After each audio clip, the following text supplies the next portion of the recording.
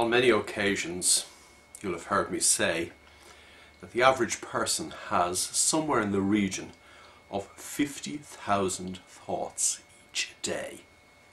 That's during our waking day, so that isn't even 24 hours that we're talking about, it's more like 17, 18 hours. 17, 18 hours each day we have 50,000 thoughts.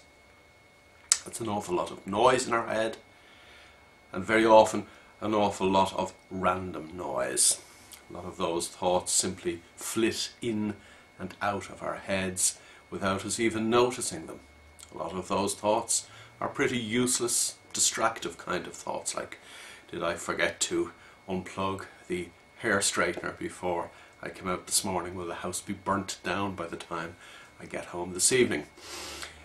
A lot of those thoughts take us to a place where we are not at this moment in time, like sitting in a meeting saying to yourself, God, it's a lovely day outside, I wish I was out on the golf course.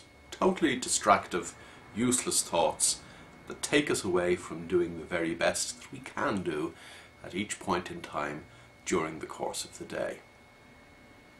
But there's a key point that I want to point out to you, and that is that thoughts on their own are nothing. A thought doesn't become something until you give it wings. The point I'm making quite simply in ordinary arithmetic terms is that thought plus attention equals reality, your version of reality. Now, for most people that version of reality is, like themselves, all over the place because their mind is fragmented, because their mind is pulled this way and that by useless thought. The key point I'm making is that you have to be very careful as to how you give your attention, how you pay attention to what is going on around you as distinct from what is going on within you, the noise in your head.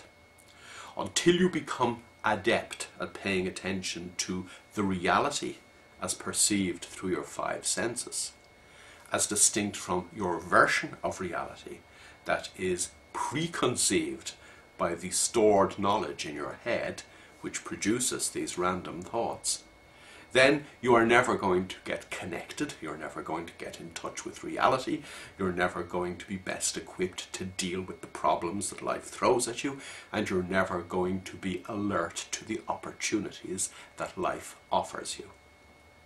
The point I'm making is very simple. You have to learn, and there are many ways in which to do it, and many pieces of advice offered on this website. You have to learn how to pay attention to reality, rather than let your mind drift off into unreality, your version of reality. So to sum up again, a thought on its own is a nothing. A thought plus attention equals your version of reality. Break that link. Get in touch with the real world.